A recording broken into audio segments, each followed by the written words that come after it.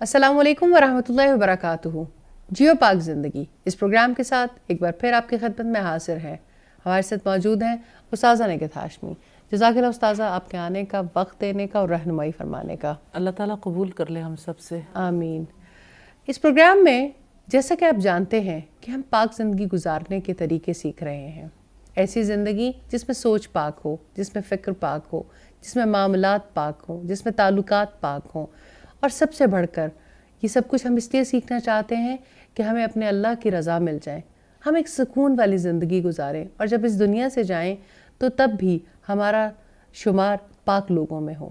جیسا کہ آپ جانتے ہیں کہ اس پروگرام میں ہمارے ساتھ بہت سے مہمان بھی شریک ہوتے ہیں، مختلف سوالات کرتے ہیں کسی موضوع کے متعلق، اور استاذہ اس میں ہماری رہنمائی کرتی ہیں۔ آج بھی اسی طرح کچھ مہمان ہمارے ساتھ شریک ہیں۔ میرے دائیں جانب ہیں لبنہ ناز اور سمیہ یاسین، اور میرے بائیں جانب ہے عفت اور سعدیہ آپا۔ ہم یہ دیکھیں گے کہ نظر کی پاکیزگی دل کی پاکیزگی کا سبب کیسے بنتی ہے، اور نظر ناپاکیزگی پاک زندگی گزارنے کے راستے میں رکاوٹ کیسے ہے۔ استاذہ، میں آپ سے پوچھنا چاہوں گی ہمیشہ کی طرح کہ نظر اگر پاک نہیں ہے تو کیا پوری زندگی ناپاک ہو جاتی ہے؟ اقبال نے کہا تھا کہ نظر پاک ہے تیری تو دل بھی پاک ہے تیرا، کہ حق نے دل کو کیا ہے نظر کا پیرو۔ انسان جو کچھ دیکھتا ہے اس کی آنکھیں جس چیز کو کیپچر کرتی ہیں، کیمرے کی آنکھ کی طرح ہماری آنکھیں ہیں جس کی تصویر ہمارے دل کے اوپر بنتی ہے۔ ہم جو کچھ دیکھتے ہیں اس کے اثرات ہمارے قلب پر مرتب ہوتے ہیں۔ ہم جو اچھی چیز دیکھتے ہیں تو دل اس کا بھی اثر قبول کرتا ہے، ہم جب بری چیز دیکھتے ہیں اس کا اثر بھی قبول کرتا ہے۔ بعض چیزیں ہمیں دیکھنے کو بہت اچھی، بہت خوبصورت لگتی ہیں، ہمارے دل پر اس کا بہت برا اثر پڑتا ہے۔ جیسے ایک خاتون کا خوبصورت چہرہ کسی لڑکے، کسی مرد کے دل پر گہرے نقوش چھوڑ کے جا سکتا ہے، اور اسی طرح سے جو کچھ ہم دیکھتے ہیں ان میں بعض چیزیں اتنی خوبصورت ہوتی ہیں، جیسے مختلف طرح کے رنگ، مختلف طرح کے لباس، مختلف طرح کے اور چیزیں، تو ایسی چیزیں بعض اوقات دل کی کچھ اور خرابیوں کا باعث بن جاتی ہیں۔ جیسے دنیا کی چیزوں سے جو محبت ہے وہ بڑھتی ہے، وہ محبت ہمارے قلب کو متاثر کرتی ہے۔ تو آنکھ جو کچھ دیکھتی ہے لب پہ آ سکتا نہیں، محو حیرت ہوں کہ دنیا کیا سے کیا ہو جائے گی۔ آنکھوں سے ہم اس جہان کو دیکھتے ہیں، اللہ رب العزت کی بنائی ہوئی خوبصورت کائنات کو دیکھتے ہیں۔ اس خوبصورت کائنات پر توجہ کرنے کا وقت ہی نہیں رہ جاتا جب نظر اللہ کی حدود کا احترام نہیں کرتی، جب حد سے تجاوز کرتی ہے تو اس کا نقصان بھی ہم ہی کو ہوتا ہے۔ اور ویسے بھی میڈیکل سائنس بھی اور سائنس بھی اس بات کا اعتراف کرتی ہے کہ انسان زندگی میں، وہ چاہے 5 دن کا بچہ ہی کیوں نہ ہو، اور وہ 2 سال کا بچہ ہی کیوں نہ ہو، وہ نوجوان ہی کیوں نہ ہو، وہ بوڑھا ہی کیوں نہ ہو، ایک دفعہ جو چیز آپ دیکھ لیتے ہیں وہ آپ کی میموری میں جا کے فکس ہو جاتی ہے۔ ایسا نہیں ہو سکتا، آپ کبھی بھی اس کو اپنی میموری سے ڈیلیٹ نہیں کر سکتے ہیں۔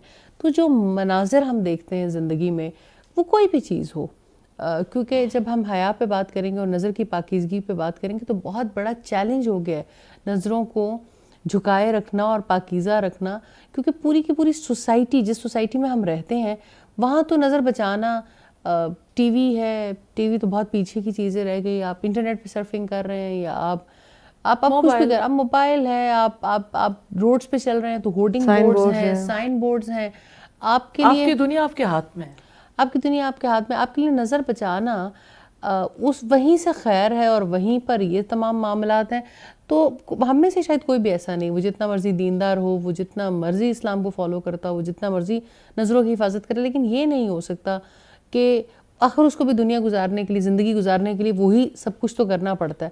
تو نظر بچانا اتنا مشکل کام ہو گیا ہے۔ آپ ٹریول کرتے ہیں گھر سے لے کے آفس تک، آفس سے بچوں کے اسکول تک، تو آپ تو ہورڈنگ بورڈز دیکھ دیکھ کے پریشان ہو جاتے ہیں. آخر اٹریکشن کے لیے اور دیکھنے کے لیے لگائے جاتے ہیں کہ آپ کسی جگہ پر بھی چلے جائیں، آپ کسی مارکیٹ میں چلے جائیں، جس طرح سے لوگ لباس تن ہوتے ہیں، مرد عورتوں کو دیکھ کے پتہ نہیں کیا کرتے ہوں گے، لیکن عورتوں کو دیکھ کے پریشان ہو جاتی ہیں یا اٹریکٹ بھی ہو جاتی ہیں ایون. تو مطلب نظروں کو پھر پاکیزہ کیسے رکھا جا سکتا ہے اور نظروں کی حفاظت کی کیسے جا سکتی اس قسم کی سوسائٹی میں؟ ایمان اور تقوی کے بغیر تو ممکن نہیں. ایک اللہ کا خوف ہے جو انسان کو بچاتا ہے. ایمان بھی ہو، آپ جس روڈ سے جا رہے ہیں، جس جگہ سے جا رہے ہیں، آپ بچ ہی نہیں سکتے ہیں.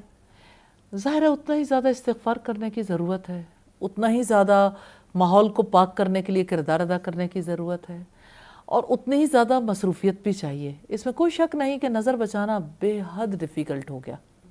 اب کہاں سے نظر بچاؤ گے؟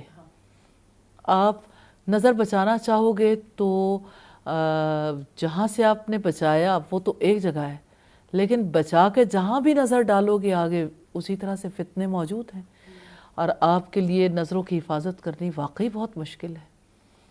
تو کل تک تو صورتحال فرق تھی. آپ کے ہاتھ میں ایک ایسا اللہ ہے جس کے تھرو آپ دنیا سے کنیکٹڈ ہیں.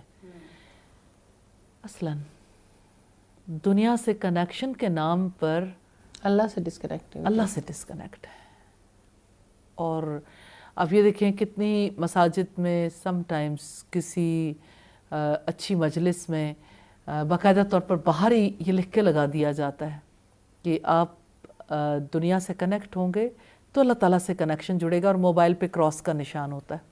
اسی وجہ سے کہ موبائل بہرحال انسان کو کاٹتا تو ہے، ضرورت بھی ہے اور یہ کاٹتا بھی ہے. اور اگر آپ اس وقت پہ دیکھیں ینگ جنریشن کو جس مقام پہ لا کے کھڑا کر دیا گیا، وہ کیا کچھ دیکھتے ہیں. ایک فرد کے موبائل میں کیا کچھ موجود ہے. ایک انسان جو سادہ شریف انسان ہے اس کی ہمت ہی نہیں ہو سکتی ان ساری چیزوں کو بیئر کر سکے. کسی کا لیپ ٹاپ، کسی کا ٹیب، کسی کا موبائل. ریئلی میں نہیں سمجھتی کہ یہ کوئی ایسی چیزیں رہ گئی ہیں جس سے یعنی ماں باپ اگر دیکھیں یا اسی طرح سے ایون فرینڈز بھی دیکھ لیں تو ہوش اڑ جاتے ہیں کہ جو ہمارے ساتھ شخص رہتا ہے وہ اس مینٹالٹی کا فرد ہے. ایکچولی اب برائی نہیں رہی. جی بات یہ ہو گئی ہے، اتنی خوبصورتی آ گئی، ہر چیز کے اوپر طے خوبصورتی کی جم گئی ہے. یہ تو اللہ تعالیٰ نے بھی قرآن شریف میں ارشاد فرمایا تھا کہ ہر چیز کو میں اتنا خوبصورت زینت والا بنا دوں گا دنیا کی چیزوں کو کہ آپ لوگ اٹریکٹ کرو گے، تو وہی آزمائش شروع ہو جائے گی انسان کی. ابلیس نے بھی یہ کہا تھا نا کہ میں انہیں وعدوں کے سبز باغ دکھاؤں گا، انہیں آرزوؤں اور امیدوں میں الجھاؤں گا، اور ان کے دائیں سے بھی آؤں گا، بائیں سے بھی، آگے سے بھی، پیچھے سے بھی. اور ابلیس کے ہتھ کنڈوں میں سے یہ بہت بڑا ہتھ کنڈا ہے کہ وہ چیزوں کو، برائی کو خوبصورت بنا کر پیش کرتا ہے، اور انسان فوراً پھسل جاتا ہے.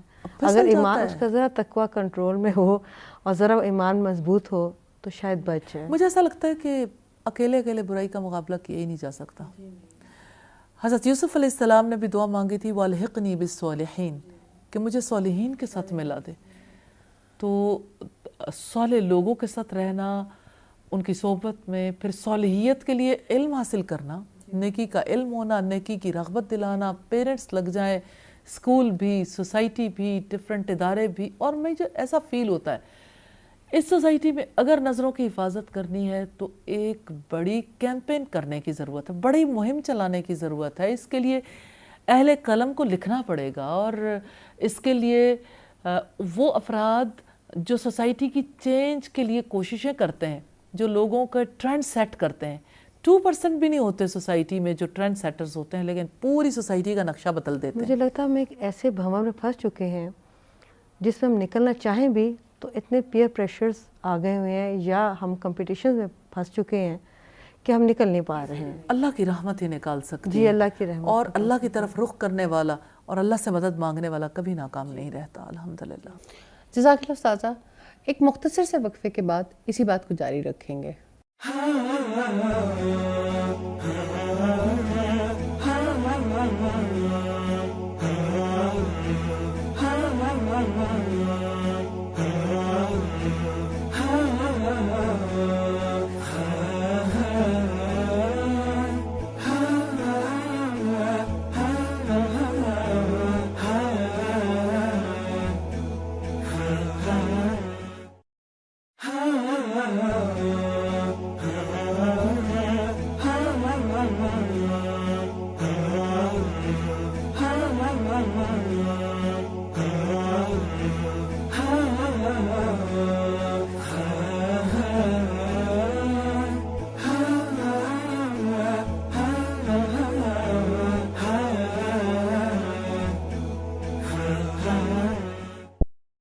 پروگرام میں ایک بار پھر خوش آمدید.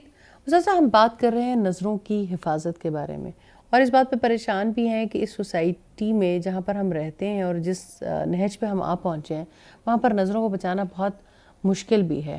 تو استاذہ کیا ہم اس کا مطلب ہے کہ جیسے نظروں کی حفاظت کرنا بہت مشکل ہو گیا اب ہمارے لیے, باہر نکلیں تو ہر جگہ پر ایسی چیزیں نظر آتی ہیں کہ آپ اپنے آپ کو محفوظ نہیں رکھ سکتے, تو کیا انسان جو ہے وہ گھر میں بند ہو کر رہ جائے؟ میسیجز بھی ہیں نا, آپ ایک میسیج پڑھتے ہو تو آپ بے سوچے سمجھے اگلا میسیج, پھر اگلا, پھر اگلا, کنیکٹیوٹی ہے. تو کیا انسان وہ گھر میں بند ہو کر رہ جائے اور وہ جو ہے خود کو اللہ سے جیسے ہم نے کہا تعلق ہونا چاہیے اور باہر نہ نکلے اور جتنا محفوظ رکھ سکتا ہے اپنے آپ کو رکھے؟ اصل میں آپ سوسائٹی سے کٹ آف ہو جاؤ گے تو آپ کب اللہ کے حکم کی پابندی کرو گے؟ آپ کٹ آف ہو کے بھی نہیں رہ سکتے. آپ کے لیے تو اللہ رب العزت نے فرمایا کنتم خیر امت اخرجت للناس, تم وہ بہترین امت ہو جسے لوگوں کے لیے نکالا گیا. اٹھے اور سوسائٹی کی اصلاح کرنے کے لیے مل کے کام کریں, باہمی تعاون کریں. اور اس کے لیے جیسے ہمارے دشمن نے, ابلیس نے اور اس کے ایجنٹس نے جس طرح سے لوگوں کو سوچنے پہ, برائی کو خوشنما بنانے پہ لگایا, جس طرح سے اس کے لیے اہل قلم نے لکھا, جس طرح سے اس کے لیے موویز بنائی گئی, کارٹونز بنائے گئے, پلیز اور مختلف طرح کی ایسی چیزیں جس سے لوگ اٹریکٹ ہوں. ایک ایک ایڈ جو ہے وہ کس طرح سے آپ کو میسیج دیتی ہے. آپ ایڈ دیکھتے ہو اور ایڈ سے اثر قبول کرتے ہو. ایڈورٹائزنگ ایجنسیز میں کام کرنے والے افراد, مجھے ایسا نہیں لگتا کہ یعنی اگر کوئی انہیں دوسرا راستہ دکھانے والا نہ ہو تو یعنی کوئی ہو اور وہ راستہ چلنا نہ چاہیں. میری ایسے بہت سارے لوگوں سے باقاعدہ بات چیت ہوئی تو لوگ کہتے ہیں اچھا پھر ہمیں بتائیں کہ یہ کس طرح سے ممکن ہے, ہم کرنا چاہتے ہیں لیکن کوئی یعنی ہماری تو پوری ٹیم ورک ہے نا, اگر ہم اس کے لیے ویژولز پہ کام کرتے ہیں تو کوئی ایسا بھی تو ہے نا کہ جو اس میں میسیج دینے کا کام کرے. تو آپ دیکھیں میسیجز کتنے بڑے میسیجز ہیں. ایک میسیج نظر سے گزرتا ہے اور وہ دل کے اندر اتر جاتا ہے, من کی مان, کھا لے پی لے جی لے, کہیں کسی اعتبار سے پیور لائف. اور پتہ ہے زندگی کا پورا نقطہ نظر ہی چینج ہو جاتا ہے جو کچھ ہم ماحول سے پک کر رہے ہوتے ہیں, دیکھ رہے ہوتے ہیں. لیکن عجیب بات ہے, ہمیں نظروں کو بچانے کے لیے باقاعدہ کیمپینز جو ہے وہ چلانے کی ضرورت ہے. اصل میں کچھ کیمپینز ہوتی ہیں ڈائریکٹ. مجھے ایسا لگتا ہے کہ ہمارے لوگ اس چکر میں پڑ جاتے ہیں اچھا نظر جھکانا کیا ہے, نظر اٹھانا کیا ہے اور نظر بچانا کیا ہے. صدیوں سے اسی کے اوپر بات چیت ہو رہی ہے, لیکن بات یہ ہے کہ کچھ اچھا دکھانے کی قابل ہو جائے, باعمل بن جائے انسان. ہاں, ایک تو خود باعمل بن جائے نا. دوسرا میں یہ کہتی ہوں کہ اچھا محنت تو کی ہے نا, ابلیس کے ایجنٹس نے محنت کی ہے اور اکٹھے بھی ہوئے ہیں. چلو انہوں نے مال کمایا, مال کے لیے ہی لوگوں کو اس راستے پہ لگا دیا. آپ باہر نکلتے ہو اگر بے حیائی کے لیے اتنی کیمپین نظر آتی ہے, مجھے یہ بتائیں حیا کے لیے اور لوگوں کی نظروں کی حفاظت کے لیے کون سی کیمپین ہے؟ اگر اس کو دیکھنا چاہیں کہ اتنی خوبصورتی سے اگر لوگوں کے لیے حیا والی زندگی کو خوبصورت بنا دیں اور لوگوں کے لیے اتنے اچھے طریقے سے اچھے میسیجز کو کیپچر کرنا ممکن ہو جائے تو لوگ اچھے میسیجز قبول کر لیں گے. بات تو دور کی ہے نا. استاد صاحب بہت سے اسلامی ممالک میں جانے کا اتفاق ہوتا ہے. پاکستان میں جو حالات ہیں بہرحال ہم میں یہ نہیں کہتی, میں ان لوگوں میں سے نہیں ہوں جو کہتی ہوں کہ ہر چیز گورنمنٹ پہ آپ ڈالتے, لیکن بہرحال there should be some policies. آپ شارجہ میں بھی جائیں, میں دبئی کی بات نہیں کرتی, لیکن دبئی میں بھی اگر آپ چلے جائیں تو آپ کو آئی لیول پہ بورڈ نظر آتا ہے. یہ نہیں ہوتا کہ اتنے بڑے بڑے بورڈز آپ کے اوپر لگا دیے جائیں اور اس پہ عورتوں کی تصویریں لگا دی جائیں اور گھیر لیا گیا نا. وہ حالات وہاں پر بھی نہیں ہے. گو کہ ہم سے زیادہ اور طرح کی کمیونٹی وہاں پر آتی ہے اور فیسلٹیز اور باقی ساری چیزیں اور طرح سے پرووائڈ کی جاتی ہیں بے حیائی کے لیے, لیکن اس طرح سے آپ کی نظر ہر وقت کوئی ایسا میسیج لائے. اور بہت سے اسلامی ممالک میں بہت سے پازیٹیو میسیجز ہیں. رمضان ہم یہاں بھی سپینڈ کرتے ہیں, رمضان ہم وہاں بھی سپینڈ کر کے دیکھا ہے. آپ دیکھیں حرم کی تو بات ہی فرق ہے, لیکن پورے آپ جب سعودیہ میں ٹریول کرتے ہیں تو حالات اس طرح کے نہیں ہیں. آپ کو پازیٹیو میسیجز ملتے ہیں, آپ خیر کے لیے, نیکی کے لیے, بر الوالدین کے لیے, یتامہ کے لیے, قرآن کی تعلیمات کے لیے. اور رمضان میں نے رمضان میں خاص طور پہ وہ جو تجربہ کیا جب ہم شارجہ میں تھے, پورا رمضان گزارنے کا موقع ملا.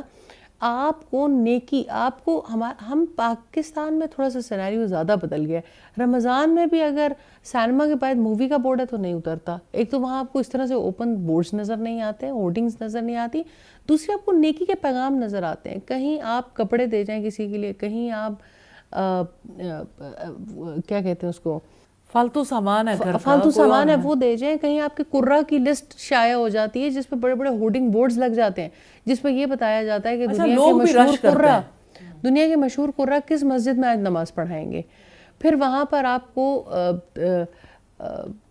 روزہ کھلوانے کے لیے جو انتظامات کیے جاتے ہیں اس کے حوالے سے اتنے میسیجز ملتے ہیں. اور ایکچولی پرائورٹیز ڈفرینٹ ہو گئی ہیں.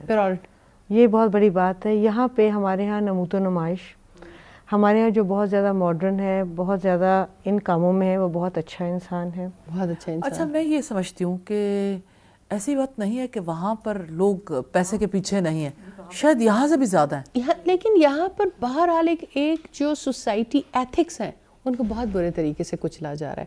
تو جہاں پر ٹھیک ہے نظر کی حفاظت کرنی ہے، لیکن بہرحال آپ اگر آلٹرنیٹ میں ایسی چیزیں نہیں لا پا رہے تو آپ کو پالیسیز کو امپلیمنٹ کرنے کے لیے، یہ پالیسیز کو افیکٹ کرنے کے لیے بھی کوشش کرنی چاہیے کہ آپ میں یونیورسٹی میں تھی اور مجھے اتفاق ہوا کہ ہماری یونیورسٹی میں ایگزامس اور میں ایک انویجیلیشن کر رہی تھی. پہلی دفعہ میں اس دن کانپی تھی. بی ایس کے بچوں کا پیپرز ہو رہا تھا اور اس میں ایک ایسے لکھنے کے لیے آیا جو کہ کو ایجوکیشن پر تھا. وہ بہت سے بچے پیپرز دے کے باہر چلے گئے، 2-4 لوگ وہاں پر موجود تھے. تو ٹیچرز کو جیسے عادت ہوتی ہے کہ تھوڑا سا پیپر اٹھا کے پڑھ لیا کہ کیا کیا ہے.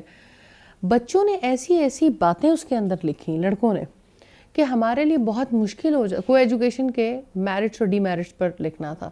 ہمارے لیے بہت مشکل ہو جاتا ہے جب ہم لڑکیوں کو اتنا تیار دیکھتے ہیں، جب ہم لڑکیوں کو اس طرح کے لباس میں دیکھتے ہیں، اس طرح کے ہمارے دل پہ یہ اثرات مرتب ہوتے ہیں. ہمارے لیے کنٹرول کرنا اپنی خواہشات کو مشکل ہو جاتا ہے. تو مطلب کو ایجوکیشنس کے جہاں بہت سارے فوائد ہیں وہاں پہ یہ بھی، اور ایسی باتیں کہ ایک دفعہ میں خود بھی کانپ گئی کہ ان کے ٹیچر ان کو پتہ ہے کہ ان کا ٹیچر یہ باتیں پڑھے گا. تو کوئی بچہ، لیکن وہ بچے سچے تھے جو اپنے پیپر پر پروڈیوس کر کے چلے گئے.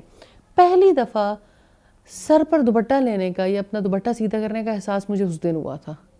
اس سے پہلے شاید دوپٹہ لینے میں بھی بہت زیادہ اور طرح کے معاملات ہوتے تھے. تو مجھے لگا کہ یہ تو ان کے اوپر ظلم ہے. ایک تو ہے نا کہ چیز وہ تکلیف اب سوسائٹی، اب تو بہت زیادہ سوسائٹی اس چیز کا شکار ہو گئی. نہ آپ ٹی وی دیکھ کے بچ سکتے ہیں، نہ آپ سوسائٹی میں موو اراؤنڈ کرتے ہوئے بچ سکتے ہیں. آپ جہاں ہوٹلنگ کرنے جاتے ہیں، فیملیز میں، فیملی فنکشنز پر، ہر جگہ پر، نارمل روٹین میں، تو ہم کہتے ہیں سوسائٹی امیون ہو گئی. آئی ڈونٹ تھنک سو کہ امیون ہوگی، کیونکہ جو اللہ تعالیٰ نے فطری جذبات رکھے ہیں مرد اور عورت کے درمیان، اگر وہ وہاں پر تھوڑا سا بے حجابی کا کانسیپٹ آئے گا اور اس طرح بری طریقے سے چیزیں یلغار کریں گی تو آخر نوجوان کہاں چلے جائیں؟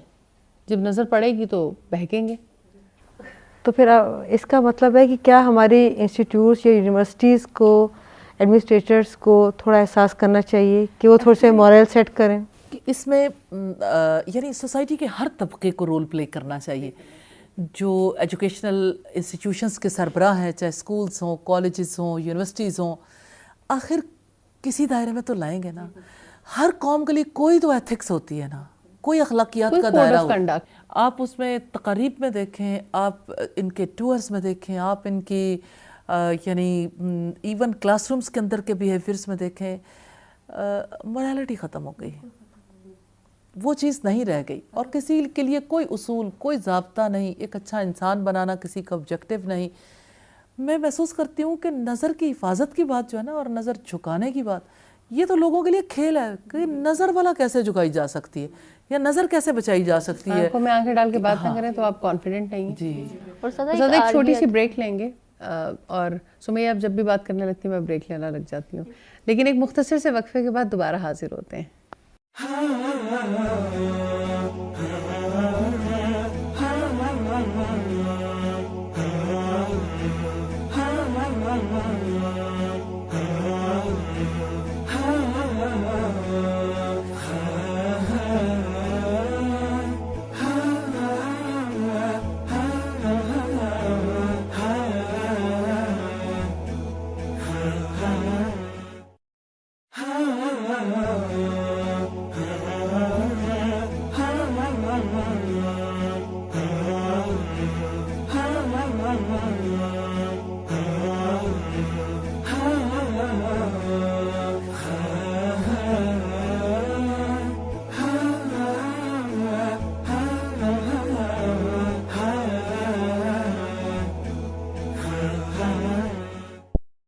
پروگرام میں ایک بار پھر خوش آمدید. استاذہ, ایسے لگتا ہے کہ کچھ بھی ٹھیک ہونا ممکن نہیں ہے. نظر کی حفاظت کے حوالے سے ہم دیکھتے ہیں کہ بہت معاشرہ اور نہج پہ. حل کیا ہے؟ دیکھیں جی, جب کبھی بھی سوسائٹی میں چینج آئی ہے تو چینج بالکل ورسٹ حالات میں آئی ہے. جب اللہ کے رسول صلی اللہ علیہ وسلم آئے تھے 1700 جنگیں ہو چکی تھیں. میں اس حوالے سے بات کرنا چاہتی ہوں کہ اللہ کے رسول صلی اللہ علیہ وسلم آئے تھے, جس معاشرے میں آئے تھے تو وہ شاعری کا دور تھا, اور ان کی جو شاعری تھی اس میں ٹھیک ہے, اس میں بہادری اور شجاعت کی شاعری بھی تھی, لیکن جو ولگر شاعری تھی ان کی, اس میں جو واقعات ملتے ہیں جن میں سے سب سے اچھے شاعر کو, جو ملک الشعراء کہلاتا تھا, اس کے قصیدے کو لا کے حرم میں ٹانگا جاتا تھا. انہی میں سے ایک ملک الشعراء کا شعر ہے, وہ اپنی یعنی واردات بیان کرتا ہے, واردات قلبی, کہ میری چچا کی بیٹی جب اپنی سکھیوں سہیلیوں کے ساتھ یعنی وہ غسل کرنے کے لیے گئی, کیونکہ ظاہر ہے گھروں میں تو واش رومس نہیں ہوتے تھے, تو میں انہیں دیکھتا رہا جھاڑی میں چھپ کے. پہلے پھر میں نے ان کے کپڑے اٹھا لیے, اور ظاہر ہے کہ وہ کس طرح سے گھروں میں پہنچی ہوں گی. کہنے کا مطلب یہ ہے کہ حالات ہمیشہ برے ہوتے ہیں اور تبھی چینج تب آتی جب کوئی برائی اپنی پیک پہ پہنچ جاتی ہے. تو لوگ بھی, یعنی آپ یہ دیکھیں کہ کوئی چیز یعنی پہاڑ کی چوٹی تک پہنچتی ہے تو تب اس کے پھسلنے کے چانسز زیادہ ہوتے ہیں, اور تبھی لوگ اس کے بارے میں فکر شروع کرتے ہیں, بات چیت شروع کرتے ہیں اور حل نکالنے کی طرف جاتے ہیں, جیسے ہم بیٹھ کے بات چیت کر رہے ہیں. یہ چیز کیا ہے ہمارے, جیسے پہلے بھی ہم بات کر رہے تھے کہ ایجوکیشنل انسٹیٹیوٹس کو الگ ہونا چاہیے لڑکے اور لڑکیوں کو, اور اس میں بھی بڑا رول ہے کہ نظروں کی حفاظت ہو سکتی ہے. آج ہم دیکھتے ہیں کہ ہمارے جو بہت اچھے اسکولز کی چینز ہیں پاکستان کی, تو وہ بھی ان کے بھی اب ادارے انہوں نے الگ کر لیے ہیں اپنے, کہ لڑکوں کے الگ ہیں اور برانچز, اور لڑکیوں کے الگ کچھ ادارے الگ ہیں. کچھ ادارے ایسے ہیں جنہوں نے کو ایجوکیشن تو ایک میٹر ہے نا, کو ایجوکیشن کے تو اور بھی بہت سے نقصانات ہیں, لیکن نظر تو آپ نے ہر وقت, نظر تو ہر جہاں جگہ جانا ہے آپ نے نظر تو. نظر کے حوالے سے اکثر لوگوں کا ایک آرگیو ہوتا ہے کہ پہلی نظر معاف ہے, تو پہلی نظر کو جتنا بھی بڑھا لو. تو اس حوالے سے بھی تھوڑا کہ پہلی نظر سے کیا مراد, اور مطلب کیا ڈیوریشن ہوتا ہے اس کا, کچھ اس حوالے سے. صاحب نظر معاف ہے, قصد نظر نہیں. یعنی ارادتاً جب آپ کسی چیز کو دیکھ رہے ہو اور دیکھتے ہی چلے جا رہے ہو کہ آپ کا دیکھنا ختم ہی نہیں ہو رہا, تو یہ ارادہ ہے برائی کا. لیکن اگر غلطی سے کہیں اٹھ گئی ہے تو ظاہر ہے اس میں تو گنجائش ہے. تو نظر میں ہمارے اس طرح بھی ہے, بہت ساری لغو چیزیں دیکھنا, فضول چیزیں دیکھنا, نامحرم کو اس نیت سے دیکھنا, ان باتوں اس طریقے سے, تو یہ سب کچھ نظر میں ہی آتا ہے. نبی صلی اللہ علیہ وسلم نے فرمایا کہ نظر ابلیس کے زہریلے تیروں میں سے ایک تیر ہے. جو اللہ کے ڈر سے اپنی نظر کی حفاظت کرتا ہے, اللہ تعالیٰ اس کی عبادت میں لذت دیتے ہیں. تو یہ یعنی اس کی خوشخبری تو بہت بڑی ہے. اور آپ اپنی لائف میں ایکسپیرینس کر کے دیکھیں, آپ جتنا اپنی نظروں کو بچاتے ہیں آپ کو عبادت کی لذت ملتی ہے, اللہ تعالیٰ سے محبت, اللہ تعالیٰ سے تعلق میں اضافہ ہوتا ہے. الحمدللہ. استاذہ, کچھ بزرگ جو ہیں ان کی جو خواتین ہیں وہ کمپلین کرتی نظر آتی ہیں, اور یہ والی چیز بہت زیادہ بڑھ گئی. یہ صرف ینگسٹرز کا پرابلم نہیں ہے, اب بڑے آدمیوں نے, یا کیا کہنا چاہیے, فیس بکس پہ اکاؤنٹس بنائے ہوئے اور بے شمار لڑکیاں ایڈ کی ہوئی اور بلا وجہ اور فضول تصویریں شیئر کرنے کا بہت زیادہ سلسلہ. کافی خواتین کہتی ہیں کہ ہمارے ہسبینڈ کہتے ہیں کہ وہ تو میری فیس بک فرینڈ ہے. تو ایک خاتون نے مجھے کہا کہ میں نے اپنے ہسبینڈ سے کہا کہ یہ کون سی فرینڈ ہے آپ کی, تو انہوں نے کہا کہ کسی کے بھی فرینڈز ہو سکتے. تو انہوں نے کہا کہ کیا اسلام میں اس طرح کی دوستیاں جائز ہیں جو رکھی جا سکتی؟ تو انہوں نے کہا میرے لیے سب جائز ہے, مجھے کوئی فرق نہیں پڑتا. تمہیں تو اس سے کوئی فرق نہیں پڑ رہا نا, میں کون سا اس کے ساتھ جو ہے بات چیت کروں گا, چیٹ کروں گا تو ٹھیک ہے, میرا تھوڑا سا وقت اچھا گزر جائے گا, میں اسے گھر تھوڑی لے کے آ رہا ہوں. تو یعنی آپ یہ دیکھیں کہ سوسائٹی میں ہر کوئی جب اپنے برے عمل کے لیے ایک جسٹیفیکیشن بھی رکھتا ہے, اسے اس بات کی کوئی پرواہ نہیں کہ میرا دل کس طرح داغدار ہو رہا ہے اور میرا دل کتنے بڑے فساد میں مبتلا ہے. اس فساد کے ساتھ وہاں اللہ کی محبت اور اللہ تعالیٰ کے ساتھ تعلق اور اس دل کی عبادت کے لیے کوئی گنجائش رہ جائے گی. فیملیز پورے طریقے سے بریک کر رہی ہیں. مطلب یہ صرف یہ نہیں ہے, جو شادی شدہ لوگ ہیں, وہ نوجوان ہوں یا بزرگ ہوں, وہ ہر کوئی انگیج سا نظر آتا ہے, جس کی وجہ سے آپ کی جو میرٹل افیئرز ہیں, آپ کے جو لائف ہے, وہ پورے طریقے سے ہٹ ہو رہی ہے.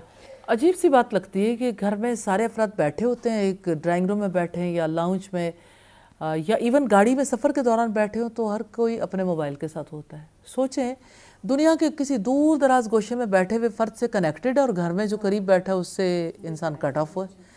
تو اس کا رشتوں پر بھی بہت برا اثر پڑا. یہ بھی نظر کی مصروفیت ہے نا بیسیکلی, اور دل پہ اثر انداز ہونے والی. اور سب سے خطرناک چیز جو ہے, جو یہ پورنوگرافی کی وجہ سے جو برے اثرات مرتب ہوئے, جس میں ہماری ینگ جنریشن بہت برے طریقے سے مبتلا ہے, جس کی وجہ سے وہ کہیں ٹھکانے پر نہیں, اور جتنی بری گندی بیماریاں بھی جنم لے رہی ہیں, فزیکلی بھی یعنی متاثر ہیں, اور کسی کو کہنے کے قابل نہیں کہ کون کس طرح کی بیماری سے گزر رہا ہے. اور اس کے ساتھ نشہ بہت کامن ہو گیا. اب دیکھیں نا, کوئی ایک بیماری ہوتی, ویسے تو ایک نظر ہی تھی, لیکن اگر آپ طلعت حسین نے ایک دفعہ کسی مارننگ شو میں کہا تھا, ابھی کچھ عرصہ پہلے کی بات ہے, کہ لاہور نشے میں ڈوب رہا ہے. تو لاہور میں یعنی خاص طور پر جو یعنی ایسے اسکولز کی چینز ہیں جن کو بہت اچھا سمجھا جاتا ہے, وہاں پر آلموسٹ 99.9% بچے جو ہیں وہ چرس پیتے ہیں. یعنی اتنے ایک خاص ایج میں آ کے, جو خاص طور پر 13 سے ابو بچے ہیں, وہ نشے کے شکار ہو جاتے ہیں. اور آپ دیکھیں 6th 7th کلاس کے بچے, کتنے سکولز ہیں جن کے یعنی ٹیچرز بتاتے ہیں, ان کے ایڈمن کے لوگ بتاتے ہیں کہ بچہ جو ہے وہ شراب کی کین ہر روز لے کے آتا ہے, کہ ہمارے گھر میں تو یہ عام ڈرنک کے طور پر یوز ہوتی ہے, تو آپ ہمیں روکنے والے کون ہوتے ہیں. تو جہاں پر آپ نظر کی حفاظت نہیں کر سکتے, وہاں کتنی برائیاں در آتی ہیں. آپ کی زندگی کس برے طریقے سے جکڑی جاتی ہے, کس برے طریقے سے آپ بیمار ہوتے ہو, کہ آپ نسل جو ہے وہ نشے کا شکار ہو گئی, اور بیماریوں نے ہماری نسل کا راستہ دیکھ لیا, گھر ٹوٹنے لگے, اور کوئی اپنے رشتے پہ سیٹسفائیڈ نہیں, ہسبینڈ وائف ریلیشن شپ متاثر ہو گیا, خلا کے کیسز اتنے زیادہ بڑھ گئے, اور لائف سے سیٹسفیکشن ختم ہو گئی, لائف میں کنٹینٹمنٹ نہیں ہے. نظر تو بے قرار کرتی ہے نا, اگر نظر بے قرار ہے تو دل بھی بے قرار ہے, دل بے قرار ہے تو روح, آپ کی زندگی, آپ کی پوری زندگی بے قراری میں گزرتی ہے. تو آپ ایک انسان اگر بے قرار پھرتا ہے نا, تو جہاں جہاں بھی وہ پھرے گا یہ چھوت کا مرض ہے, یہ بے قراری سب کو لاحق ہو جائے گی. اسی کی وجہ سے کتنا زیادہ, کوئی تو ایسا ہوتا ہے کہ جو آگے بڑھ کے سٹیپ لے لیتا ہے, اس کا اینگر, اس کا غصہ اتنا زیادہ بڑھتا ہے کہ پوری فیملی کو وہ اپنا دشمن سمجھتا ہے اور گھر چھوڑ کے چلا جاتا ہے. آج اگر یہ دیکھنا چاہیں کتنے بچے گھروں کو چھوڑ چکے, تو یہ کوئی کم تعداد نہیں ہے. ماں باپ چھپانا چاہتے ہیں کہ ہماری بات کسی کے نوٹس میں نہ آ جائے کہ ہمارا بچہ اب گھر نہیں آنا چاہتا. اور کتنی بچیاں ہیں جو گھروں کو چھوڑ کر الگ رہنے لگیں. کیا آپ جانتے ہیں کہ لاہور میں کتنی بڑی تعداد ہے کہ ینگ بچیاں ینگ بچوں کے ساتھ رہتی ہیں بغیر نکاح کے. اور آپ کے اسی لاہور کے اندر, یہاں بالکل اسی ایریے کے قریب, کتنی بڑی تعداد میں اسٹوڈیوز بنائے گئے. اسٹوڈیوز سے مراد یہ کہ جو سنگل روم جس میں سب ارینجمنٹ ہوتا ہے, تو ان اسٹوڈیوز میں رہتا کون ہے؟ وہاں فیملیز نہیں رہتی, وہاں وہ بچے اور بچیاں رہتے ہیں. پھر آپ دیکھیں کہ وہ سب کچھ, وہ سارا لائف سٹائل پورا ڈیزائن کیا گیا. آپ اگر کبھی لاہور گلبرگ میں جتنے ریسٹورنٹس ہیں, بریک ٹائم میں دیکھیں, آفیسز بہت ہیں وہاں پہ, بریک ٹائم میں اگر آپ دیکھیں تو آپ کو ایک یعنی پورے لڑکے لڑکیاں آپ کو ریسٹورنٹس میں نظر آئیں گے. یہ کیا واقعی مسلمان معاشرہ ہے؟ اللہ سے محبت کرنے والا معاشرہ ہے؟ خدا خوفی کہاں چلی گئی؟ کیسے دل پاک ہوں گے, کیسے معاشرہ پاک ہوگا؟ اس کے لیے اصول وہی ہے, نظر بچا لیں. آپ میگزینس کو اٹھا کے دیکھ لیں, میگزینس کو اٹھا کے دیکھ لیں. میگزینس ایسے لگتا ہے جیسے ہم کسی فرانس کا میگزین دیکھ رہے ہیں. میرا خیال ہے وہاں پہ بھی فل ڈریس میں کبھی کبھی کیٹ واکس ہو جاتی ہیں. ہمارے ہاں تو بالکل ہی حالات خراب ہو چکے ہیں, فیشن شوز ہیں, سب کچھ ہے. اور پھر آپ دیکھیں کہ جیسے اگر ہم یہ چاہیں کہ ایک فرد اکیلا اپنی نظروں کی حفاظت کرنے کے قابل ہو جائے, وہ لڑکتا ہی رہے گا, وہ نہیں ہو سکتا. اگر ایک فیملی, اگر سوسائٹی ویسے ڈس اون کر دے گی, جی, اور اس کو سنگل آؤٹ کر لیں گے. اسی وجہ سے سب خوف کھاتے ہیں کہ چلو اچھا نکالے جائیں گے. کتنے شریف اور پاک دامن لوگ ایسے ہیں جو محض لوگوں میں ان رہنے کے لیے انہی کی طرح کا بیہیو کرتے ہیں کہ اگر ہم اکیلے رہے تو پھر ہم سوسائٹی سے کٹ آف ہو جائیں گے. اور کٹ آف ہو جائیں گے تو ظاہر ہے زندگی گزارنی ممکن نہیں رہے گی. میڈم صرف سوسائٹی کی بات نہیں، لوگوں میں رہنے کے لیے نہیں، اپنے گھر کی سب سے پہلے بات ہوتی ہے کہ گھر میں انسان بھی بہت ساری چیزیں سامنے دیکھ کر وہ بھی تو سوسائٹی کا ایک حصہ ہے نا کہ وہ ایگزسٹنس آپ کو آپ نہیں اس کو روک نہیں پاتے ہیں نا، کہ آپ کے سامنے ٹیلی ویژن لگا ہوا ہے اونچی آواز میں، اگر گانے بھی لگ رہے ہیں اور آپ ماحول بن گیا نا پوری سوسائٹی کا، لیکن آپ اس کو نہیں کرتے ہیں، تو یعنی کہ حفاظت نہیں کرتے ہیں، اپنی بھی حفاظت نہیں کرتے ہیں، اپنی فیملی کی بھی نہیں کرتے ہیں.